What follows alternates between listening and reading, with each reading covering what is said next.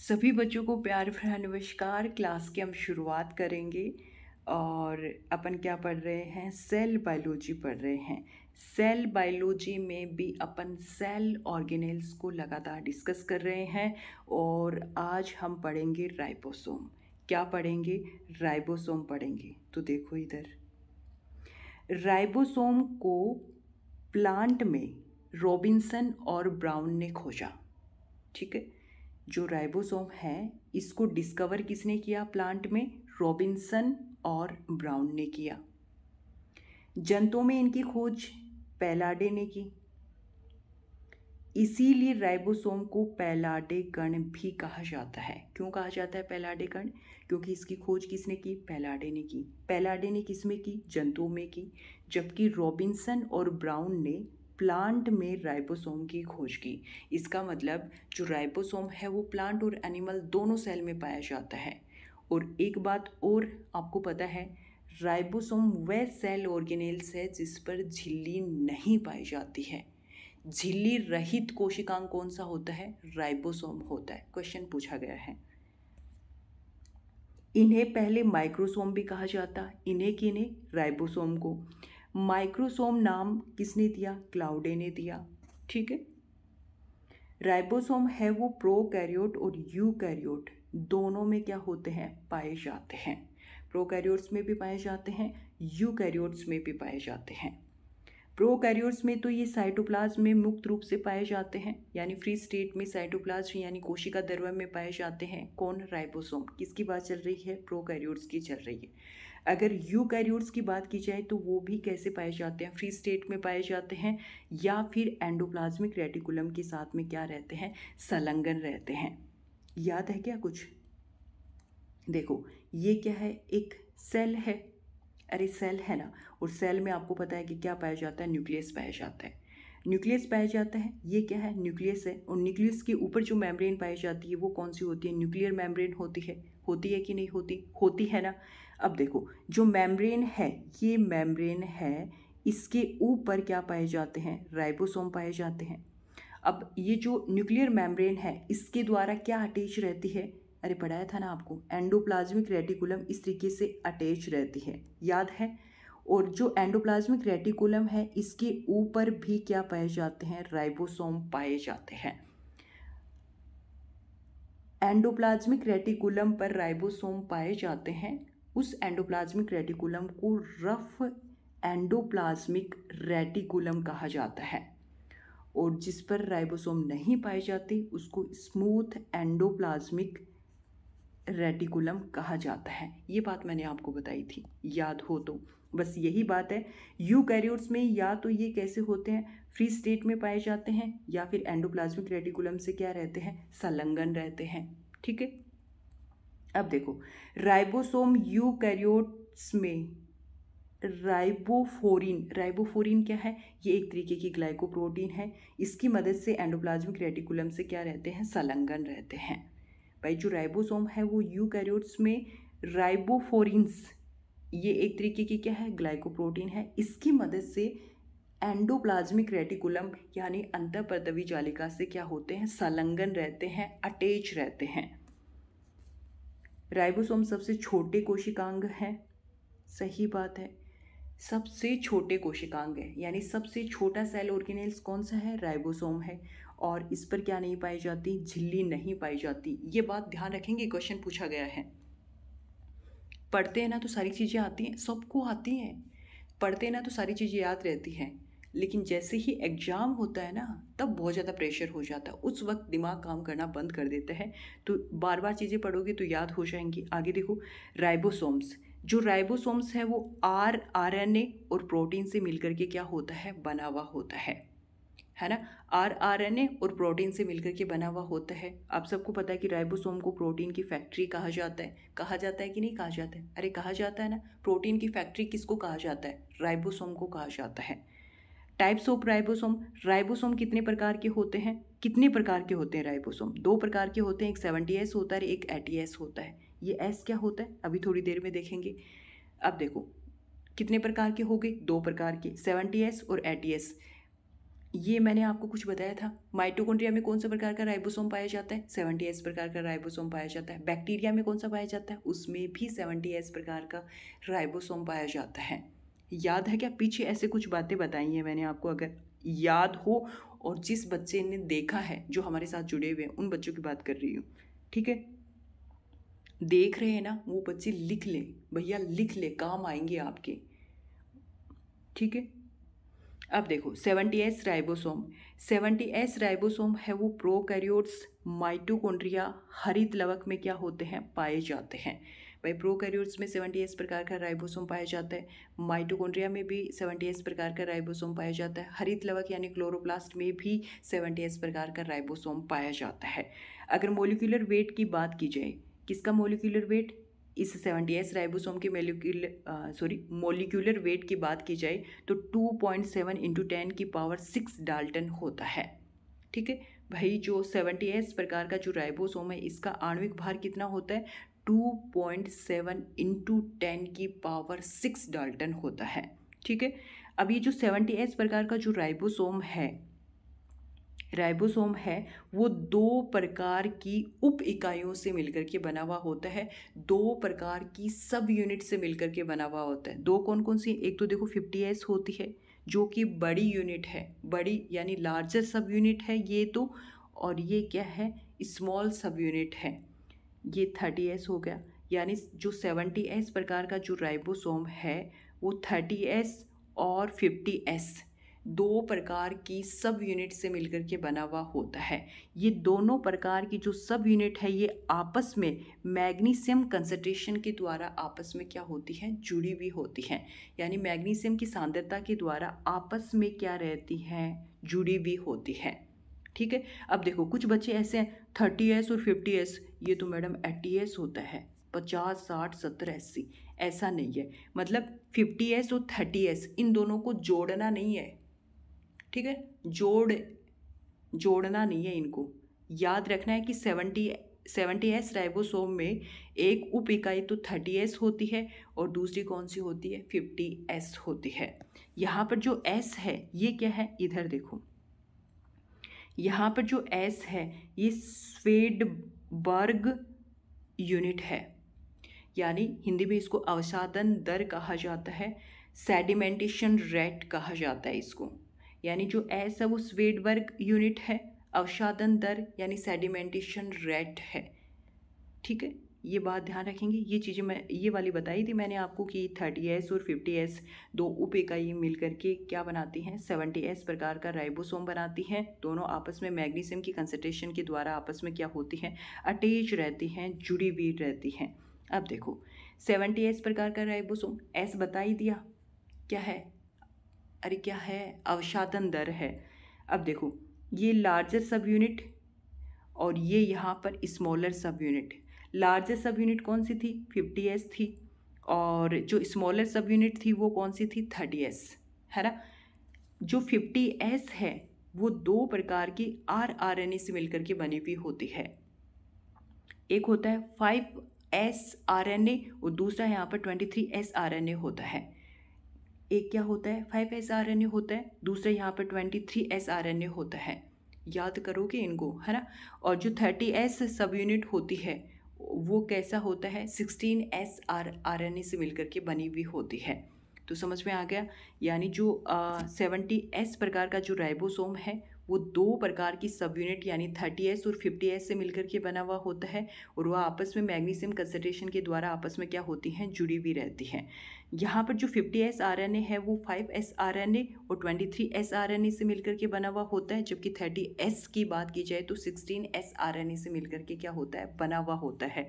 और जो 50S और 30S आपस में मिल करके 70S राइबोसोम बनाती है, इनको आपस में जोड़ना नहीं है। नोट में लिखा हुआ भी है, देखो नोट। कभी कभी दो उप इकाइयों को जोड़ अवसादन गुणांक के समान नहीं होता। कभी भी दो सब यूनिट का जो जोड़ है वो अवसादन गुणांक के समान नहीं होता है। मतलब दोनों उप इकाइयों का जो जोड़ है वो अवसादन गुणांक के समान नहीं होता है। अब देखो ATS राइबोसोम, इनका डायग्राम मैं आगे चल करके दिखा दूंगी, अभी पढ़ लो एक बार। ATS राइबोसोम, ये जो ATS राइबोसोम है ये यूकैरियोटिक कोशिकाओं में पाए जाते हैं। किस में पाए जाते हैं? यूकैरियोटिक कोशिकाओं में पाए जाते हैं। और इनके मोलिकुलर वेट की बात की जाए तो 4.0 इंटू 10 की पावर 6 डाल्टन होता है। अभी थोड़ी देर पहले मैंने आपको 70S प्रकार की राइबोसोम का बताया था, उसका कितना था? 2.7 इंटू 10 की पावर 6 डाल्टन था, और इसका 4.0 इंटू 10 की पावर 6 डाल्टन है। ठीक है, पढ़ लेना ध्यान से।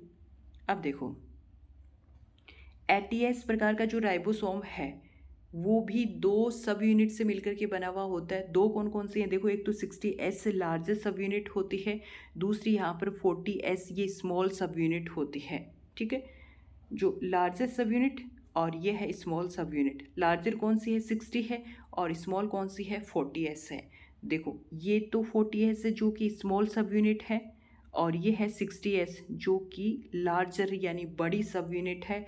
आपस में ये मैग्नीशियम की कंसंट्रेशन के द्वारा आपस में क्या होती हैं? अटैच रहती हैं, जुड़ी हुई रहती हैं। अब जो 60S लार्जर सब यूनिट है वो भी 3 तरीके के RNA से मिलकर के बनी हुई होती है। ये एक यहाँ पर 5S RNA है, दूसरा यहाँ पर 5.85 RNA है, और तीसरा यहाँ पर 20S RNA है। ठीक है, अब देखो, ये जो 40S स्मॉल सब यूनिट है वो यहाँ पर देखो 18S RNA से मिलकर के बनी हुई होती है। समझ में आ गया ना? देखो, फिर से रिपीट कर रही हूँ, ATS है वो एक 60S और 40S 2 सब यूनिट से मिलकर के बना हुआ होता है। ये बड़ी है और ये छोटी है, ये बड़ी है और ये क्या है? छोटी है। आपस में किसके द्वारा जुड़ी होती हैं? मैग्नीशियम की कंसंट्रेशन के द्वारा आपस में जुड़ी हुई रहती हैं। और जो 60S है वो 3 प्रकार के RNA से मिलकर के बनी हुई होती है, 5S, 5.8S और 20S RNA से मिलकर के बनी हुई होती है। 28 यानी 28S, ओके। और जबकि जो 40S है वो 18S RNA से मिलकर के बना हुआ होता है। अब देखो इधर, S मैंने आपको बता ही दिया, स्वेडबर्ग यूनिट है। अवसादन दर को ये दर्शाती है। 2 उप इकाइयों का जोड़ अवसादन गुणांक के समान नहीं होता है। यानी देखो, 60 और 40 को जोड़े तो वैसे तो कितना हो गया? 100 हो गया, लेकिन जोड़ के बराबर नहीं होता है। ठीक है, क्लियर हो गया होगा पॉइंट। अब देखो, पॉलीराइबोसोम, ध्यान से सुनना भैया, समझने वाली चीज़ें हैं।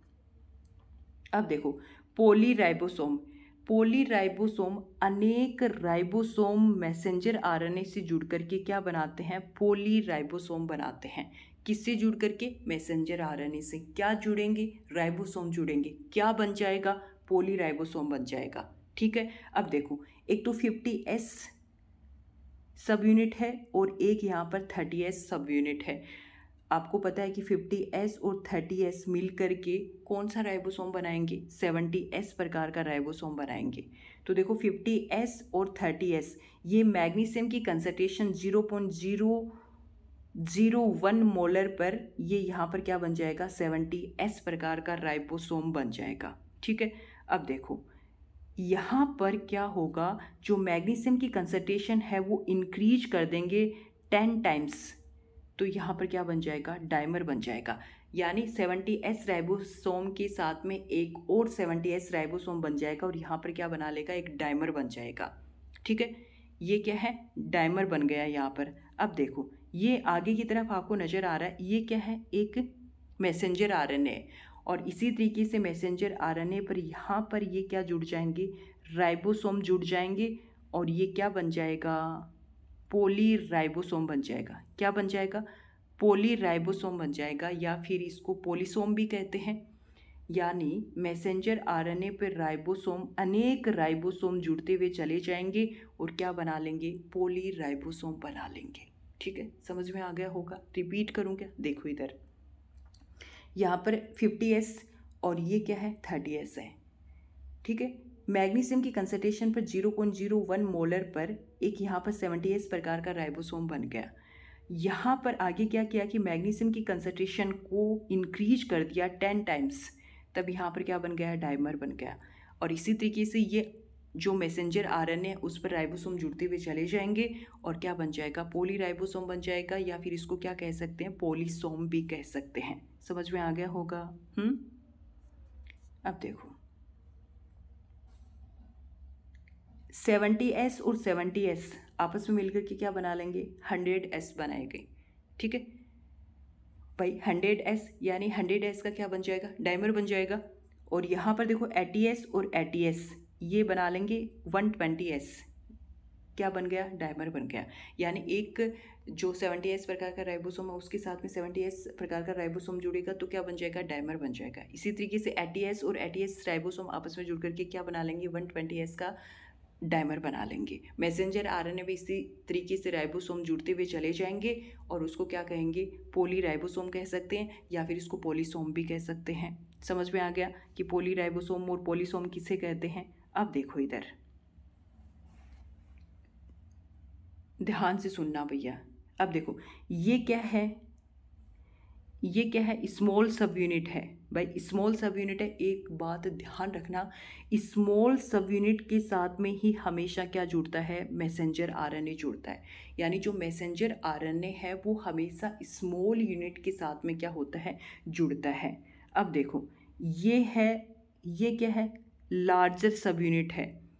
जो लार्जर सब यूनिट है उसमें 3 साइट पाई जाती हैं। कितनी पाई जाती हैं, 3 साइट पाई जाती हैं। 3 कौन कौन सी, देखो नज़र आ रही, ये क्या है, लार्जर सब यूनिट है और इसमें 3 साइट नज़र आ रही है ना, ए, पी और ई। ये जो ए है, ये जो ए है, इस ए पर क्या जुड़ेगा, incoming tRNA carrying amino acid. यानी जो ए साइट है इस पर टीआरएनए चार्ज्ड एमिनो एसिड लेकर के आएगा, यहाँ पर है ना, क्या लेकर के आएगा, जो टीआरएनए है वो चार्ज्ड एमिनो एसिड यहाँ पर लेकर के आएगा। देखो ये एमिनो एसिड है और ये इनकमिंग टीआरएनए है, यानी जो आने वाला जो टीआरएनए है वो क्या लेकर के आ रहा है, एमिनो एसिड, वो भी कैसा, चार्ज्ड एमिनो एसिड लेकर के आ रहा है। जो साइट नज़र आ रही है पी, ये कैसी है, ग्रोइंग पेप्टाइड चेन है, यानी यहाँ पर क्या जुड़ेगा, पेप्टाइड जुड़ेगा। और जो तीसरी आपको नज़र आ रही है ई, ये क्या है, इम्पिटी आरएनए, यानी आउटगोइंग इम्पिटी आरएनए। यहाँ से आरएनए फिर क्या होता है, निकल जाता है। समझ में आ गया भाई, ए साइट है, यहाँ पर जो आने वाला टीआरएनए है वो एमिनो एसिड लेकर के आता है। दूसरी जो पी साइट है वो ग्रोइंग पेप्टाइड चेन है, यहाँ पर पेप्टाइड क्या होता है, जुड़ता है। और तीसरी में यहाँ से टीआरएनए क्या होता है, निकल जाता है। तो ये तो लार्ज सब यूनिट में है। और ये क्या है, ये स्मॉल सब यूनिट है जिसमें क्या जुड़ा हुआ होता है, मैसेंजर आरएनए जुड़ा हुआ होता है। समझ में आ गया क्या, नहीं आया तो आगे और आ जाएगा आपको। देखो लार्जर सब यूनिट, इसमें 3 साइट हैं, ए साइट, पी साइट और ई साइट। ए तो बता दिया ना, ए क्या करेगी भाई, जो आने वाला जो टीआरएनए वो किसको लेकर के आता है, एमिनो एसिड को लेकर के आता है। ये जो पी साइड है वो पेप्टाइड, ग्रोइंग पेप्टाइड चेन है।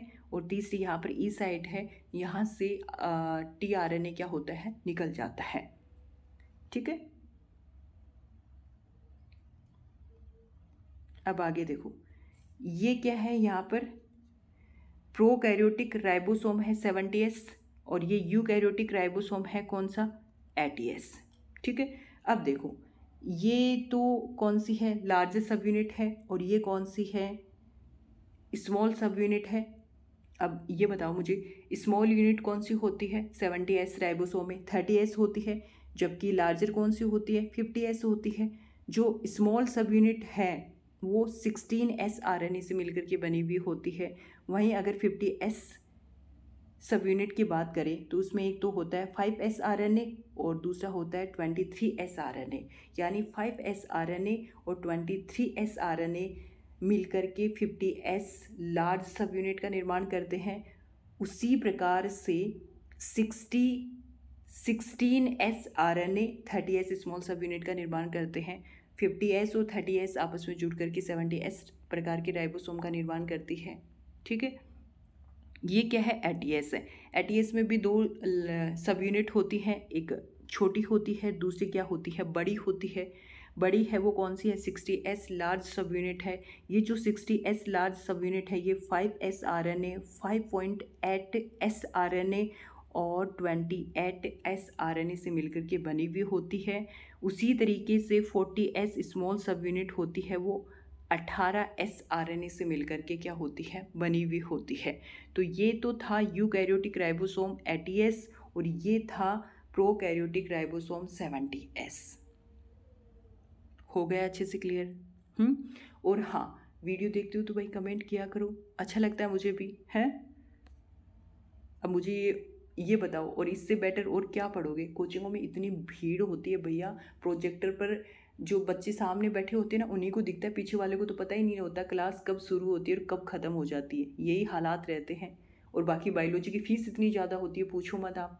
पॉकेट जिसकी गर्म होती है ना उसके लिए सूटेबल होती है, सारे बच्चों के लिए सूटेबल नहीं होती। ये ऑनलाइन जो काम है ना वो वाकई में बहुत कमाल का है ना। अच्छे से करते रहो तैयारी अपनी। अब देखो इधर राइबोसोम, ये क्या है, राइबोसोम है। ये तो मैंने बता ही दिया आपको, ये स्मॉल सब यूनिट है। और आप सबको पता है कि स्मॉल सब यूनिट के साथ में ही क्या होता है, मैसेंजर RNA बाइंड होता है, ठीक है।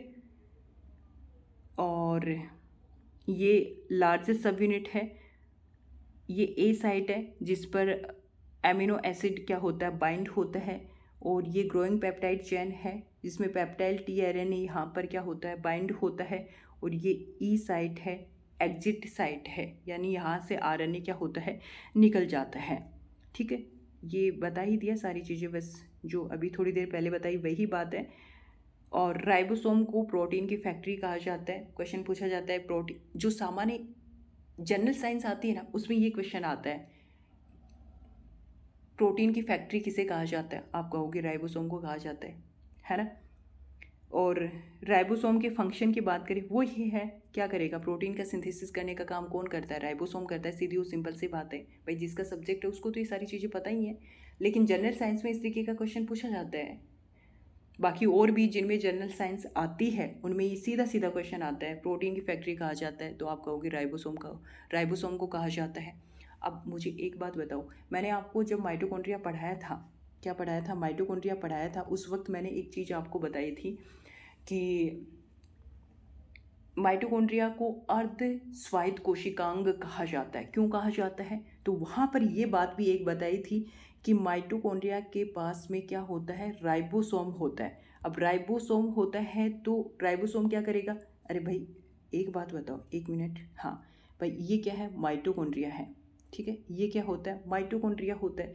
अब माइटोकॉन्ड्रिया के पास खुद का राइबोसोम है तो ये क्या बना लेगा, प्रोटीन बना लेगा। यानी प्रोटीन बनाने के लिए ये सेल पर डिपेंड थोड़ी होगा, नहीं होगा ना। तो ये खुद की क्या बना लेता है, प्रोटीन बना लेता है।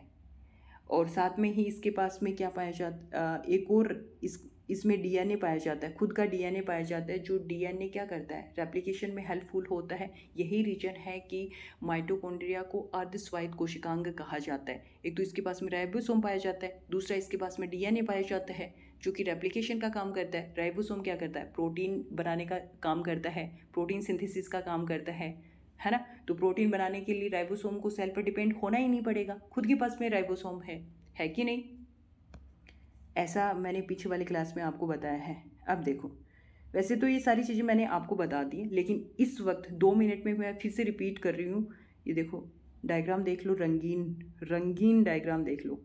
देखो प्रोकैरियोटिक राइबोसोम है, आपको पता है कि प्रोकैरियोटिक में 70S प्रकार का राइबोसोम पाया जाता है। तो जो 70S प्रकार का जो राइबोसोम पाया जाता है वो 50S सब यूनिट और 30S सब यूनिट से मिलकर के बना हुआ होता है। जो 50S सब यूनिट होती है वो 5S RNA 23S RNA से मिलकर के बनी हुई होती है। वहीं अगर 30S सब यूनिट की बात करें तो 16S RNA से मिलकर के बनी हुई होती है। और ये यूकैरियोटिक राइबोसोम है, इसमें 80S प्रकार का राइबोसोम पाया जाता है, ठीक है। ये 60S सब यूनिट, इसमें 5S RNA 5.8S और यहाँ पर 28S RNA होता है, जो कि मिलकर के क्या बनाता है, 60S सब यूनिट बनाता है। वहीं अगर 40S सब यूनिट की बात करें तो 18S RNA ये 40S सब यूनिट बनाता है। 40S और 60S सब यूनिट आपस में मिलकर के क्या बनाती हैं, 80S राइबोसोम बनाती हैं।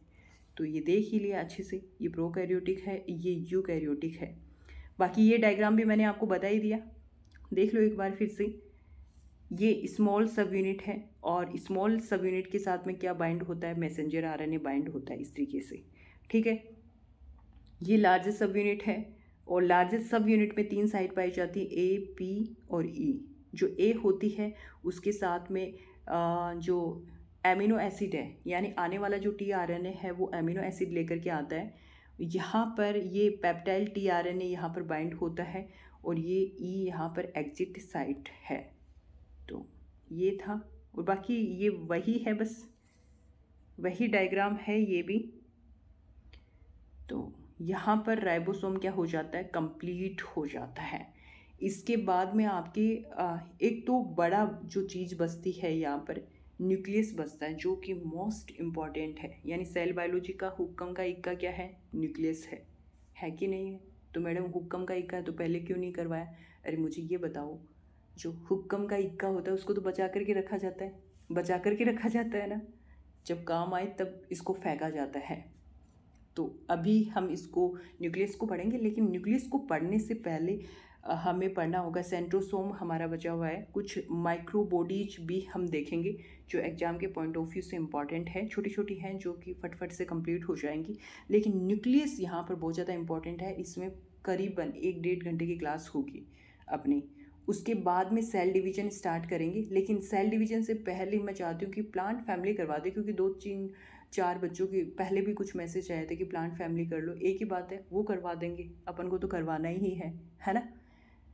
तो वो आपको प्लांट फैमिली भी करवा देंगे। 5 दिन का काम है, 5 ही तो है शायद फैमिली, है ना। तो इस वीडियो लेक्चर में इतना ही, फिर मिलेंगे एक नए वीडियो लेक्चर के साथ में। तब तक के लिए जय हिंद, जय भारत।